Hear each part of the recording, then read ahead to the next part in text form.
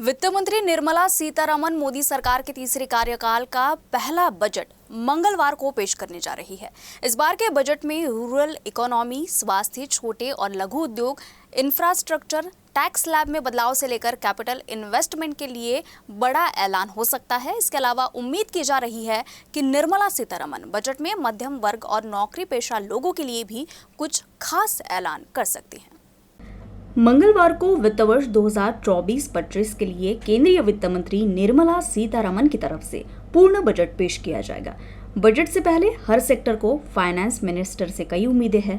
Cat के राष्ट्रीय अध्यक्ष बीसी भरतिया की माने तो इस बार के बजट में केंद्र की एनडीए सरकार का सबसे ज्यादा फोकस अगर जिस सेक्टर पर रहेगा तो वह है रूरल इकोनॉमी, स्वास्थ्य और छोटे लघु उद्योग। इसके अलावा बजट में टैक्स स्लैब में बदलाव से लेकर कैपिटल इन्वेस्टमेंट, इंफ्रास्ट्रक्चर, पर्यटन में भी बड़ी घोषणा होने की पूरी उम्मीद है। जिस तरीके से चुनाव के घोषणा पत्र में जो बातें की थी, हम उसी आधार पे ये बजट को देखेंगे।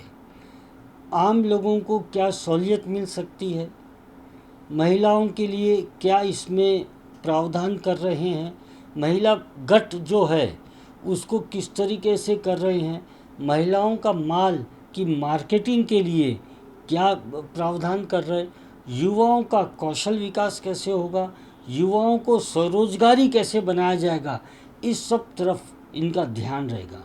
मध्य वर्ग के लोगों को आज जो सबसे बड़ा खर्चा है वो उनकी शिक्षा और उनके हेल्थ को लेके है, चिकित्सा को लेके। कोई ना कोई बड़ी घोषणा चिकित्सा को लेके होनी चाहिए जिसमें हम लोगों का खर्चा कम हो सके और ऊंचे दर्जे की हमको चिकित्सा मिल सके। आज हमारी एजुकेशन, पढ़ाई लिखाई इतनी महंगी हो रही है कि हम बात को आगे लेके नहीं जा पा रहे। बच्चों को पढ़ाना कैसे, ये एक विषय है। फीस तो है ही, साथ में जो किताबों की कीमतें हैं ये कितनी महंगी है।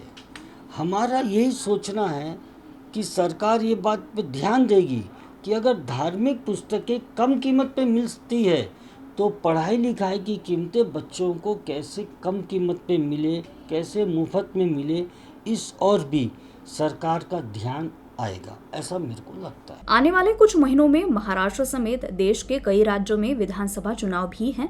ऐसे में चुनाव के लिहाज से इस बजट में महाराष्ट्र के लिए कई बड़ी घोषणाओं की उम्मीद है।